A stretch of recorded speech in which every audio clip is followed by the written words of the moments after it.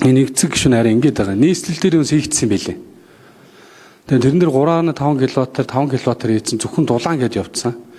Одоо дэлхий яаж өөрчлөгдөж байгаа гэхээр дулааныхаа асуудлыг өрхийн хэрэглээнийхэн захиргааны асуудлыг хамтдаа шийдээд яваад байгаа байхгүй. Тэр бол одоо манай яг өнөөдрийн нөхцөл байдлын тооцоо бол хуулийн дээр бол 20 хүртэл кВт гэчээд байгаа. Тэгэхээр яг тэр хуулиа бариад 20 гэд оруулаад өгчих юм бол бид нар дулаанаа шийдчихэж байгаа. Өрхийн хэрэглээнийхэн эрчим хүчийг шийдчихэж байгаа. Хоол хүнсээ ус эрчим хүчээр хийчихэж байгаа байхгүй. Тэр энийг нэг 20 кВт болоод өгөх юм бол их л хэрэгтэй байгаад байна. Та бас энэ дээр тооцоо судалгаа нэлээд хийсэн байгаа. Тэгэхгүй зөвхөн дулаан гээд цаашаагаа явуучих юм бол дахиад нөгөө ахын хэрэглээнийхээ эрчим хүчийг яах уу гээл дахиад дутагддаг асуудал болдог. Тэгэл дахиад маргаан болдог. Тэрнээс нь хойш дахиад 20 кВт дээр баахан зөлөө зөвшөөрөл ингээд болоод хүн суртлууд чинь нэмэгдээд явчих шүү. Тэгэхгүй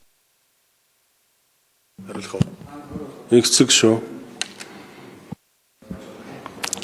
За яг бас яг эрчимчний систем чинь бас онцлогтой л доо. Юу гэхээр та бүхэн мэдж байгаа нөгөө юм нарийнхаа утсаас одоо нэг юм хэдэн 100 айлууд л тэжээгч байгаа шүү дээ. Гэтэл ингээ бүгд 20 гिचх юм бол тэр нөгөө үндсэн шугамаа солих шаардлага үүсдэг. Тэр утгаараа бид нар яг нөгөө 20 гэдэг дээр үл тооцоогоо хийгээд техник нөхцөлөө олгоод ингээ явъя.